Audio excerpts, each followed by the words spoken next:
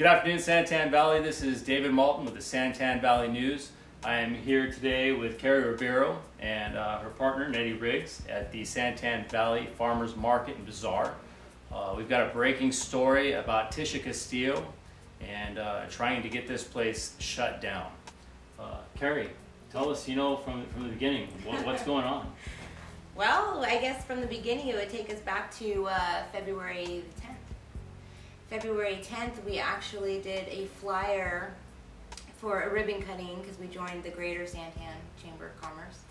And that very same day at 1:06 p.m., a complaint was filed by President and CEO Tisha Castillo from the Santan Valley Chamber of Commerce. We didn't know that at the time because we received, 3 days later, a cease and desist letter from Pinal County saying that we could no longer do the farmers market.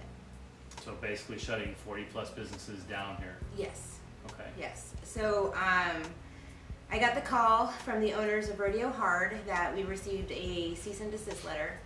And the very next day I called Pinal County to find out what was going on because we weren't harming anybody, and we had everything. We have the insurance, we have the extra porta potties. I mean, we've done everything right. Been working with the health department, with the food vendor, so everything was chop chop.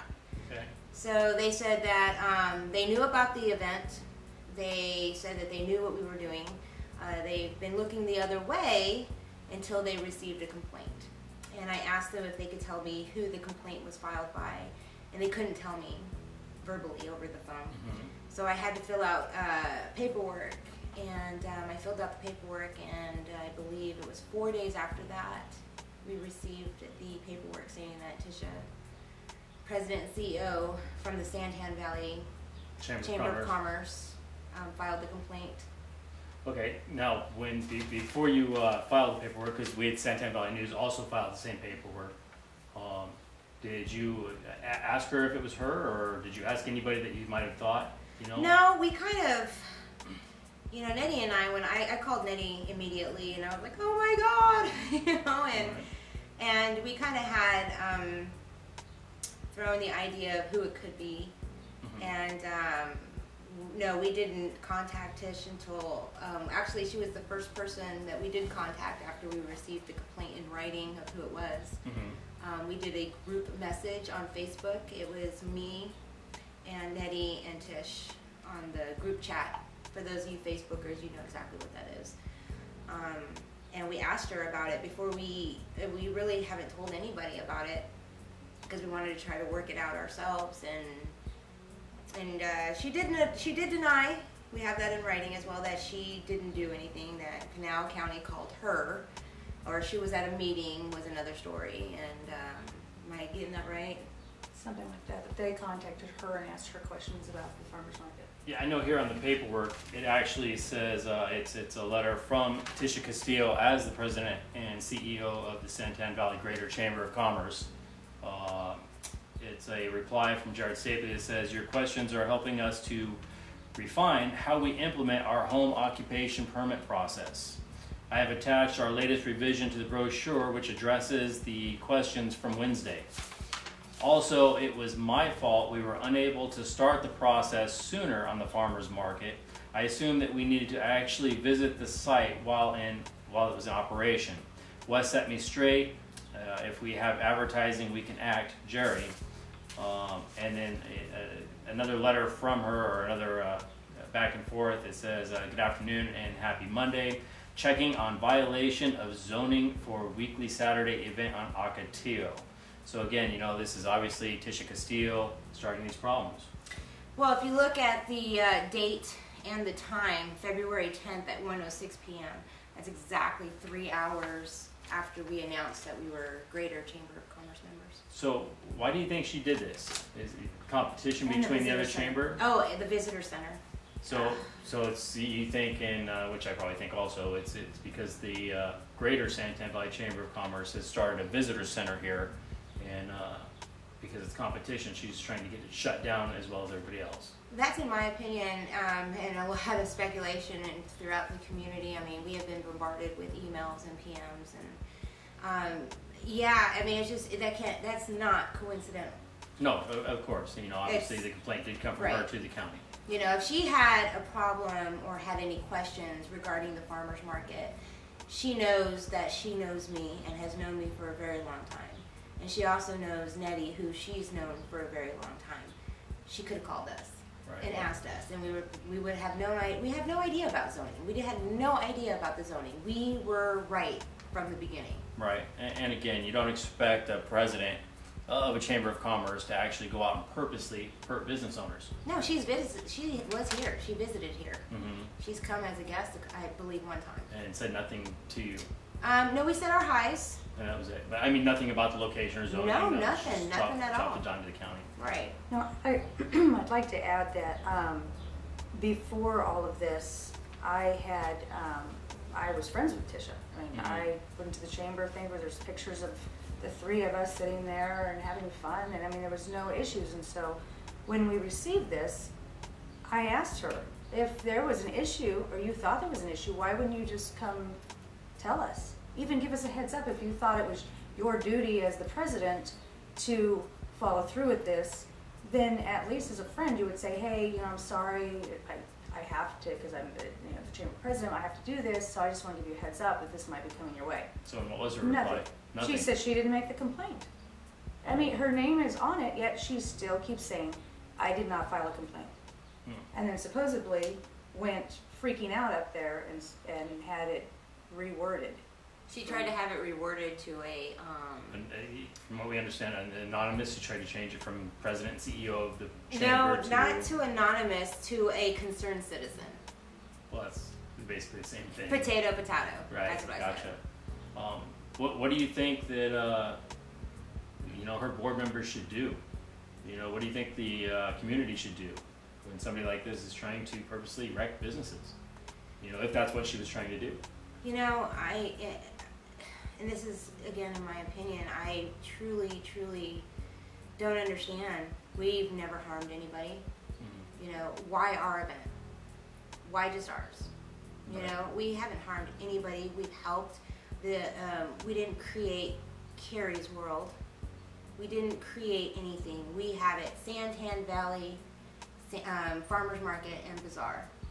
Nettie and I don't make a ton of money doing this. Right. Obviously, But there's this a is building. This is a huge, you've taken, when was this building built?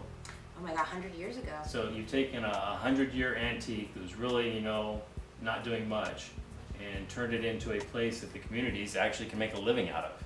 Right, and the small businesses that are coming in, even on a slow day, are saying, oh my gosh, I did awesome today, I booked parties, or I sold all this money. They're doing better than we are. Right. Because we're never in our booth. My carpet cleaning business, it takes a back seat because I'm busy doing this. It's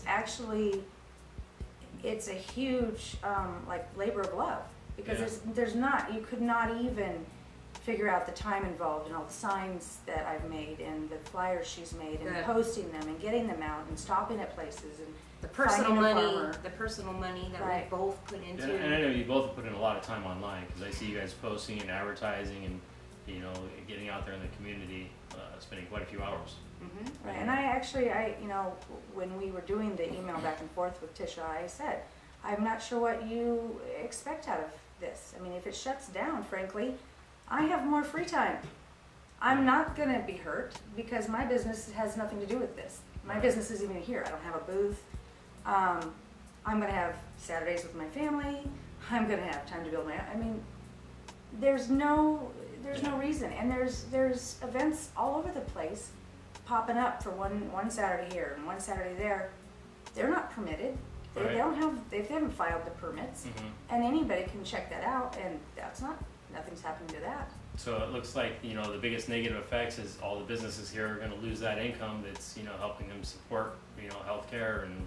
Well, yeah, and now it's gone further where it's not just shutting down the farmer's market, it's shutting down 8 businesses that are on the parcel. Yeah, from what I understand, anybody who's doing something outside, is that how it's working? I don't know, I heard that Jim Burrows has to rezone.